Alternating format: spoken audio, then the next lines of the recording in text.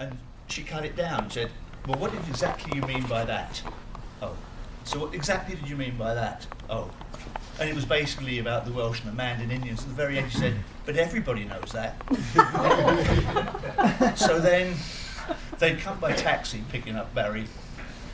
And just as it was getting dawn, we all went down to London on the top of a double-decker bus, sitting in the 4 front seats as dawn was coming up. And we then were taken by Charles to the Hilton, where he and Panna were staying, and had an enormous breakfast at the Hilton on Panna's money. And that was Charles' first day in London. What do you think, Steve? I believe everything you say apart from that double-decker bus story.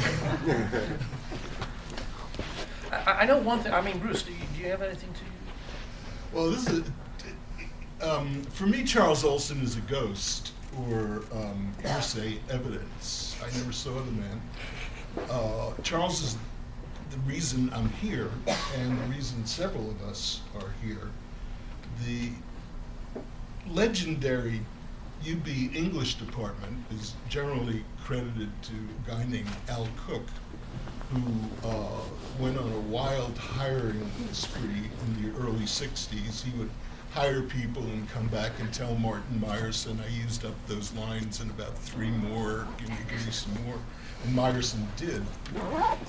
Al came to a dinner of the Society of Fellows at Harvard in the winter of 1964.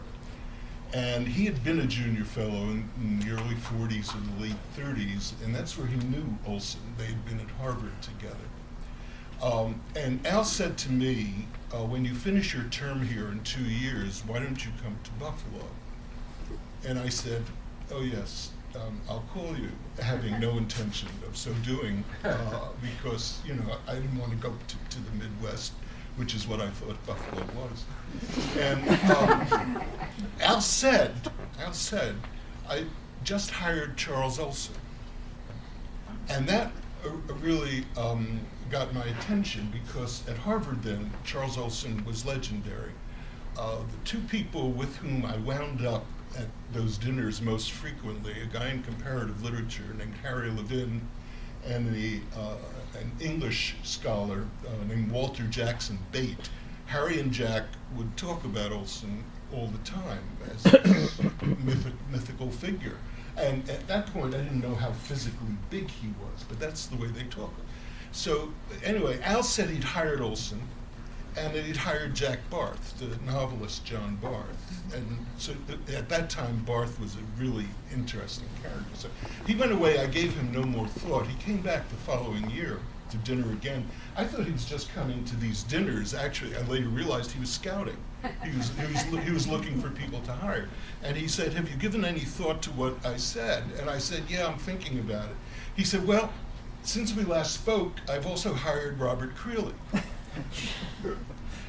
Bob's For Love was the poetry book of my generation. I don't know anyone in an English department in America, or even outside of it, young lovers, wherever they are, who hadn't read that book, who didn't have a well-worn copy of that book, who couldn't recite some of those poems, dry.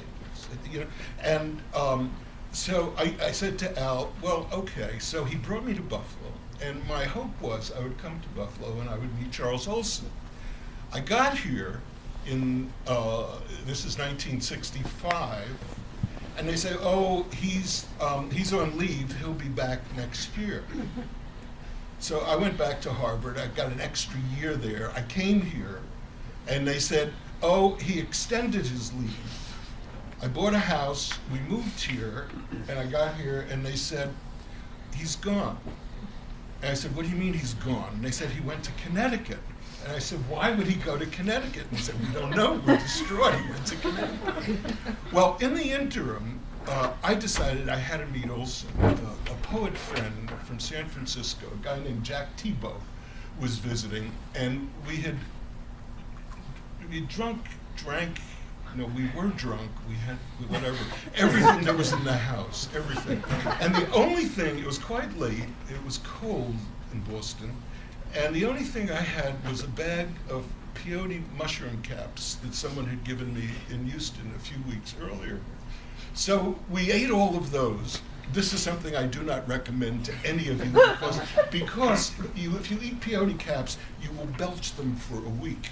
And they are a vile, vile thing to have. And anyway, so after about 2 or 3 hours, we decided we would go introduce ourselves to Charles.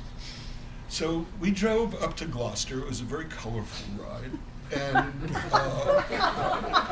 we got to his house and rang the doorbell. It's about 3 in the morning by this time. He didn't come down. So we stood out on in his driveway and yelled, "Charles! Charles! We're poets! We want to talk to you!" He didn't come down. And as I said, so then I moved to Buffalo. Charles moved away. He died.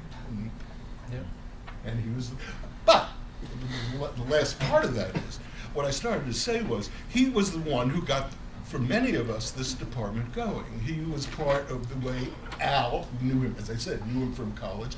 Black Mountain was legendary. That's how he got Barth. Creeley came along, because Creeley, you know about the relationship between Bob and Olson. And all the rest of us were sort of seduced into that web of poetry and active writing. We're in the right room for this conversation, by the way, because this department in those years was one that absolutely cherished and honored active writers. There were several people in the department who had no degrees at all, some who only had a BA, some who had an MA but hadn't paid attention when getting it. And it was a department of writers, and Olson was the one who got it going.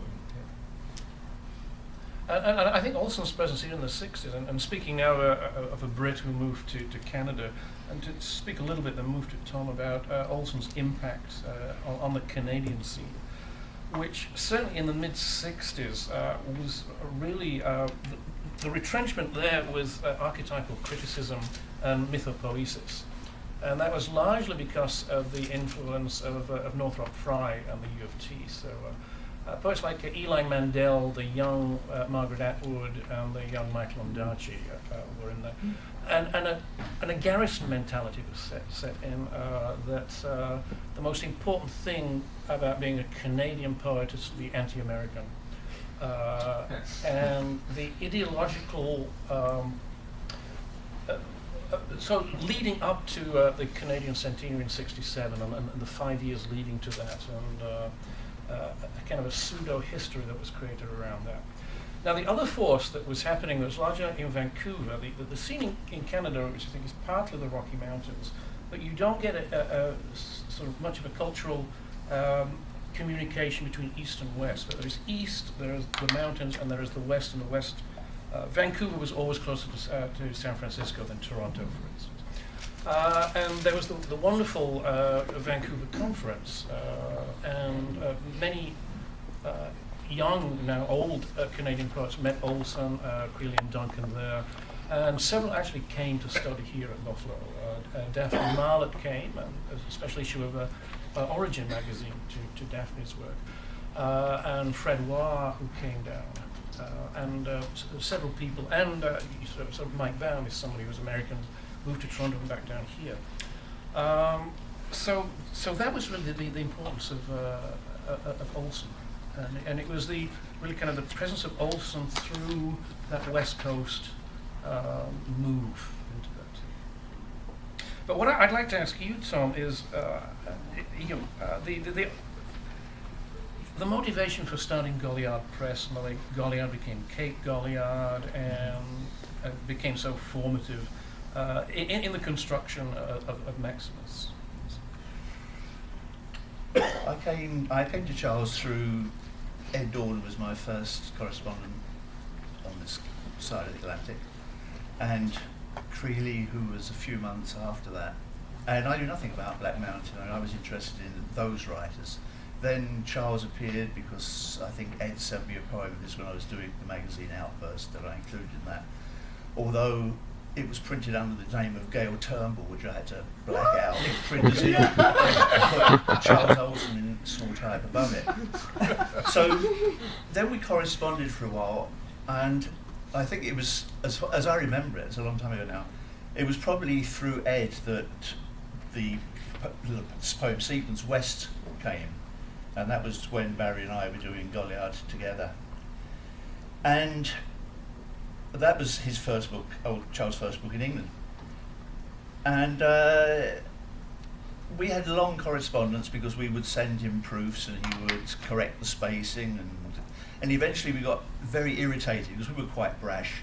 So we decided we'd just print the book. And we printed the book. There was a picture of the red cloud that Ken Irby had found somewhere that we used as a frontispiece, and got this remarkable letter from Charles saying, "This is the greatest book I've ever had to walk around with. It's got a type section, a rotogravure section, and it's the best thing since Jonathan Williams was a pup," I think was the phrase used. So then the press started being approached by Cape, who Cape really basically wanted to have this small thing that did fine printing that they could pretend was like not a part of them, but they were going to basically run it through Nathaniel Tarn's editorial skills.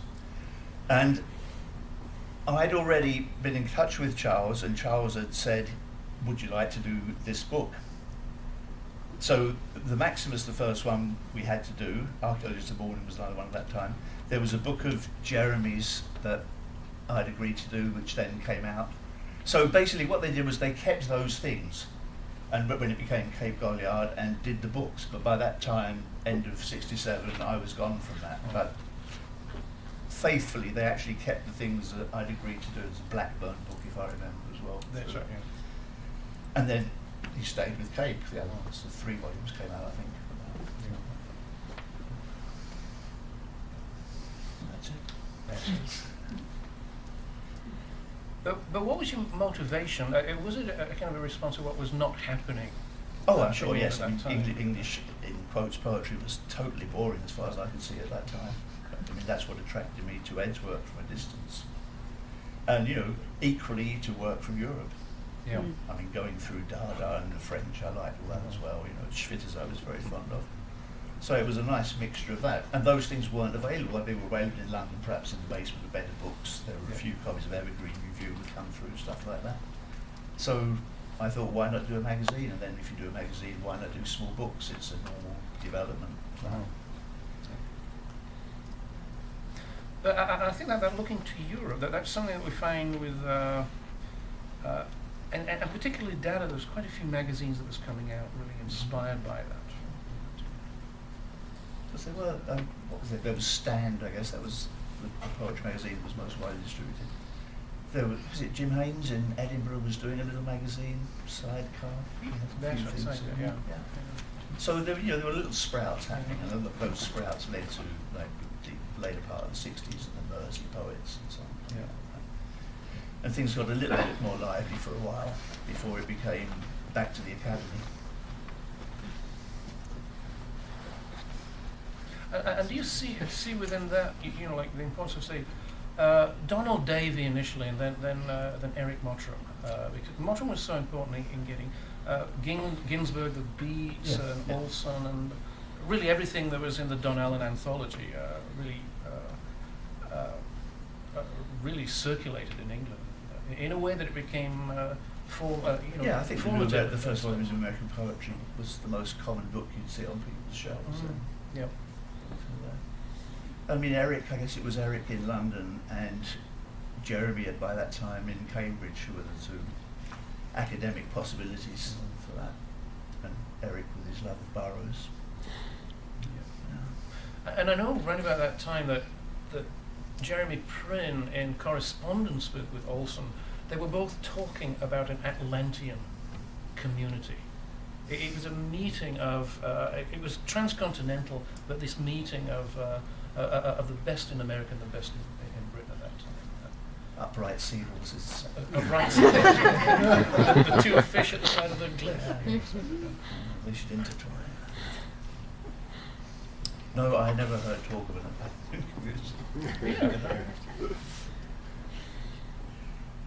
But then, as Rich was saying, the English intelligence put all that back into Little England. Right. Yeah, Rich, you probably trace that better than other people here, but in a sense, like the importation of American ideas and then this staunch nationalism that comes up. John James and the Welsh poems, for instance. John James, Peter Riley, for sure. I mean, I think we need to be more generous in reading what John James and Peter Riley and others were doing at that time. But, you know, in North America, it seems Olson criticism kind of subordinates what British poets were doing during the British poetry revival to Olson, right? So he becomes this sort of, you know, all-consuming figure that just casts a shadow over British poetry. When I don't think that was the case, I think there was a lot of great work, you know, Tom, your work, Jeremy Prin's work, all of this amazing work emerging, and kind of taking into account Olson, but also extending what he was doing, departing from it, trying to develop it further without kind of fetishizing it, right? So.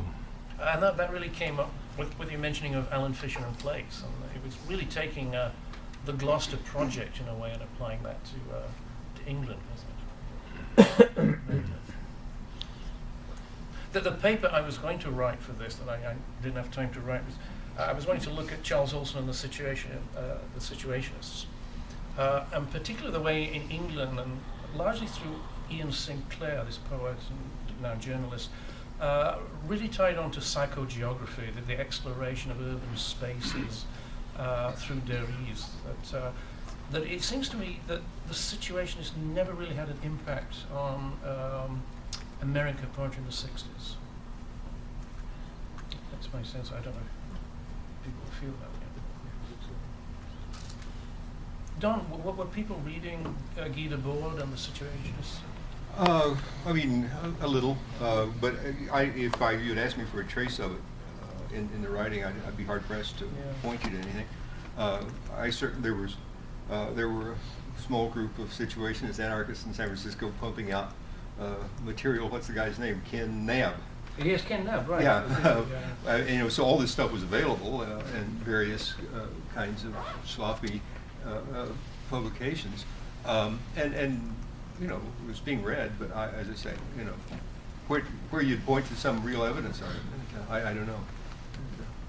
Well, the two big things within it, in terms of method, if you like, would be the dérive. Yeah, well, yeah. Which is an appropriation from one area and lift it to a high level. So. Nothing like, you know, Sinclair's, what's it called? That great book called The One of Wandering Around London. That's right. Yeah, I forget the name. Never happened. And curiously, the Situationists look back to Thomas de Quincey as a kind of an inspiration. His Confessions of an English Opium Eater, which in many ways is that movement through cities. Could I ask one more question? Yes, please. Jonathan Williams told me that Olson sent him the manuscript for what became Maximus 4, 5, and 6. And Jonathan looked at it and let it lay on his shelf for a while, and finally sent it back to Charles and said, "I don't know what to do with this." And I've always wondered. I mean, obviously there's beginning to be archives and stuff that I can begin to dig this out in now. But somewhere between that mass of manuscripts that Jonathan had and this very articulated, highly structured book that we know as Maximus 4, 5, and 6, something happened. Can you shed any light on that? So, if you can talk amongst yourselves, I've got a photocopy of a letter from Charles somewhere in there. But it's going to take me a while to find it. So. But yes, mentioning exactly that. I mean, someone had a hand in shaping that book, and I don't know exactly where it came from. That's You can probably read it better than I can these days, even though it's faded.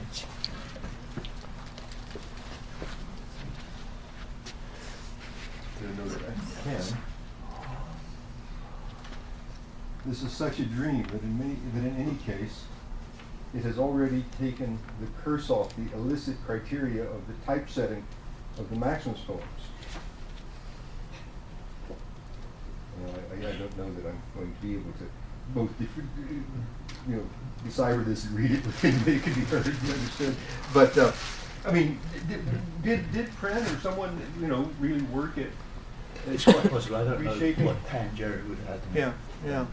But I know it came through, and it was going to be supposedly a Goliard book, Yeah. and then he went with Cape. Yeah, right, for yeah. that. But I don't know exactly what happened with the manuscript other than, yeah. Yeah, well, Jonathan was very vivid about what a mess the manuscript that he tried to deal with was. I mean, that was just in the conversation, so I don't have exact record of what he said, but it was...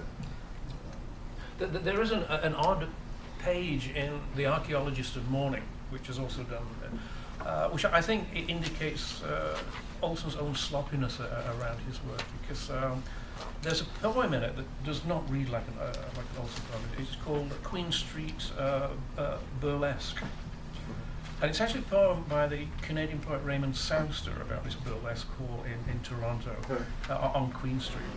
And it turns out that what Olson did, he sent as part of the manuscript a magazine publication of one of the poems in Archaeologist that had the Souster on the back, and he didn't make any distinction. And it was published in that. And I think it's now out, but it was certainly in for a good 15 years before anybody really noticed it.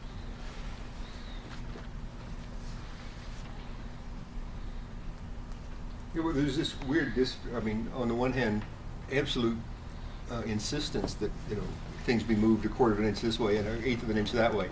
And at the same time, this kind of almost disregard for the overall condition of the manuscript.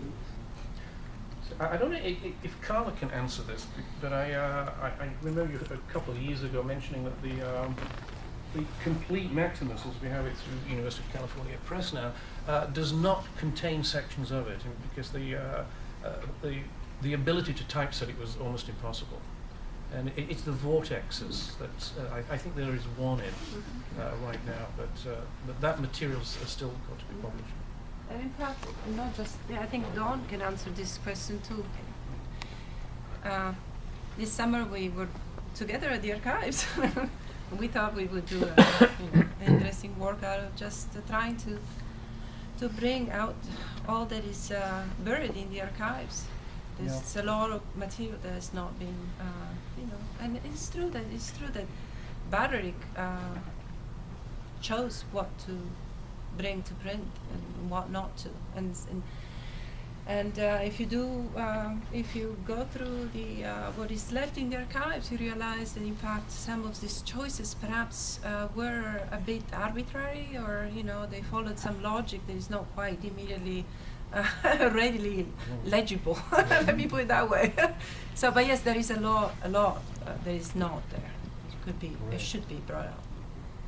So maybe this is a good point to actually move into the second panel, because we can actually hear some of that research.